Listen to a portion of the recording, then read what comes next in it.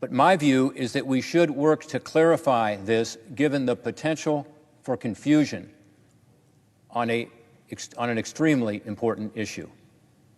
In particular, we want to be sure miners and stakers and others now or in the future who play a key role by validating transactions, or sellers of hardware or software for digital wallets, or node operators, or others who are not brokers, are clearly exempted.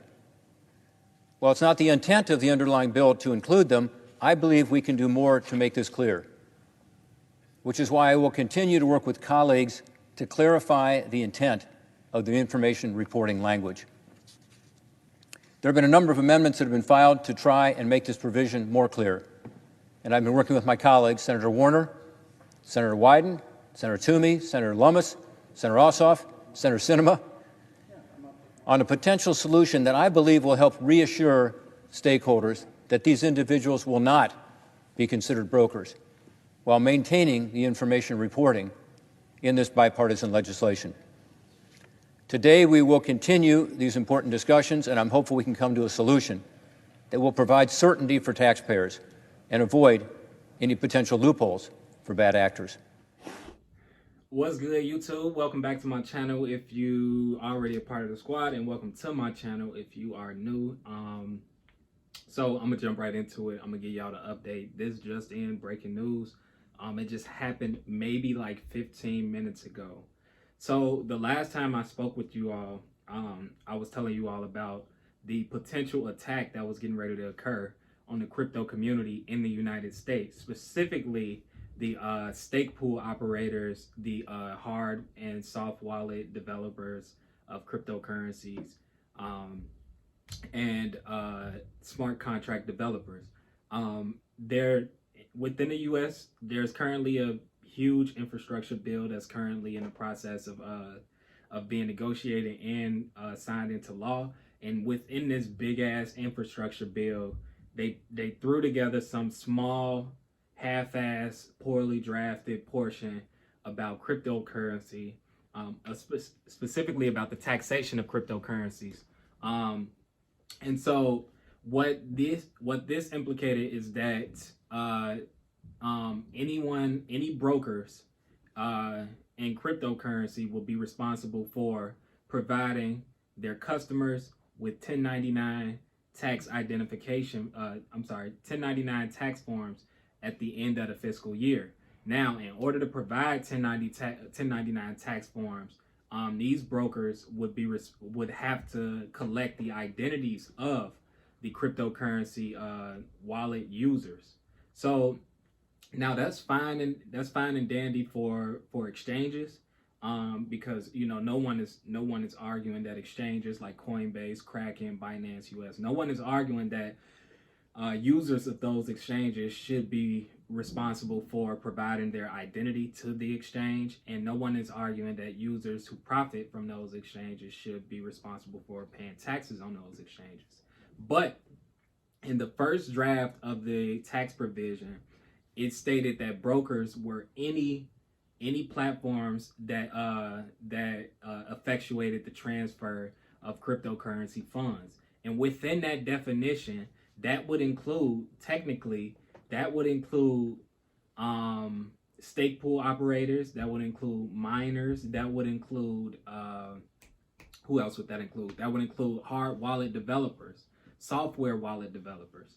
So any private cryptocurrency wallet, you would be responsible, essentially, as you know, with the first draft of this law, you would be responsible for anytime you create a private wallet, you would have to submit your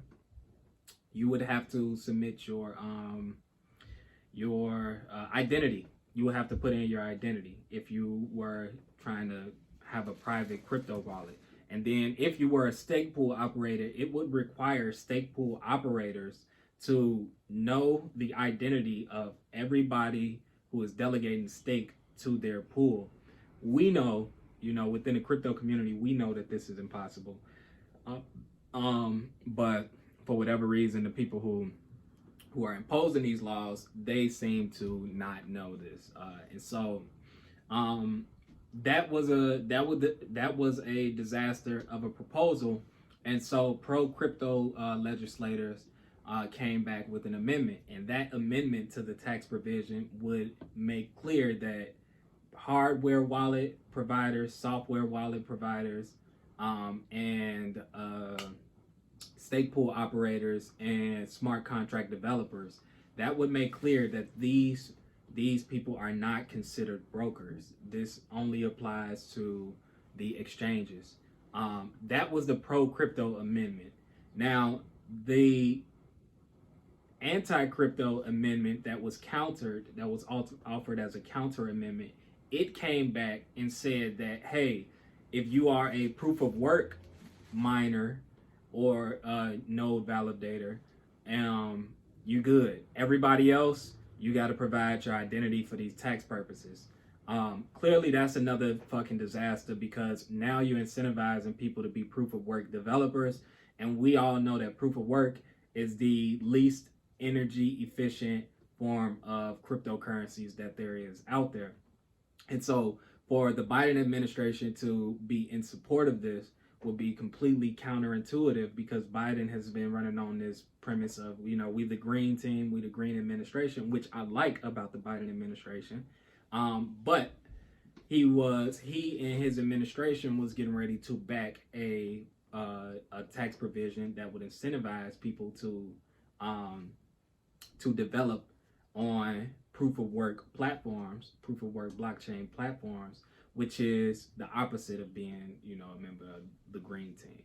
But so today there is a debate going on, and Senator Portman from Ohio, which is the guy who drafted up the shitty amendment, the anti-crypto amendment, he just got through speaking about what his intentions are and what his intention behind the tax provision is.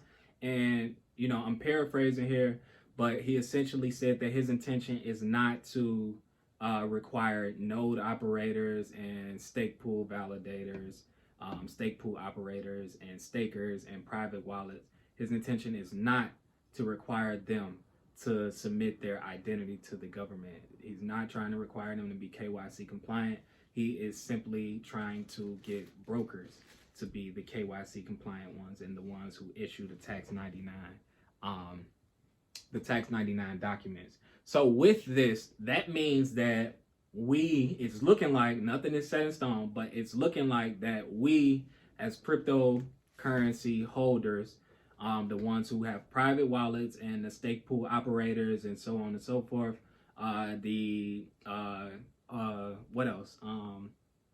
The smart contract developers, so on and so forth, they will not be required to collect KYC information from users, which means us as crypto holders, we will be able to maintain our privacy and we won't be surveilled by the United States government.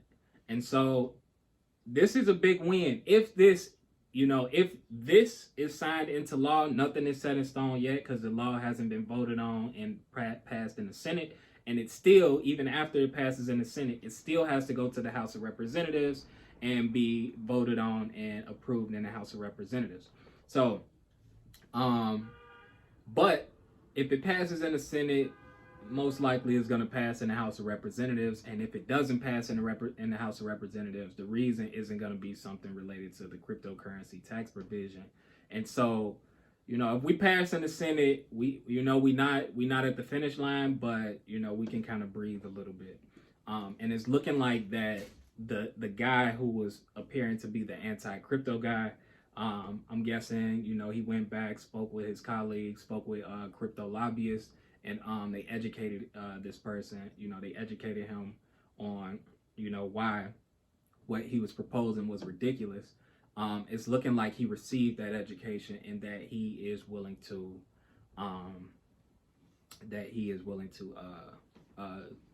compromise and work with us. And so that is a big win. That's a huge win. And I'm actually really optimistic because now that cryptocurrency is about to be a regulated thing, we can get more investors. For those of us who are coin holders, that means that more money is going to be flowing in. That means that the value of the cryptocurrencies that we hold is going to be appreciating pretty soon. So over the next 1 to 5 years, I would expect that there's going to be a big influx of cryptocurrency investors after regulation for it passes, and after investors can be confident that they have these safety nets and these guardrails and so on and so forth. So I'm pretty optimistic. I'm still watching this. I'm still watching how everything go down. Don't this is not like, don't take any of this as law yet, because it hasn't been signed into law just yet. And so hopefully it is signed into law, but we still got to keep our ear to the ground. So stay tuned, and I'm gonna give y'all an update just as soon as I can. Have a good day, and peace.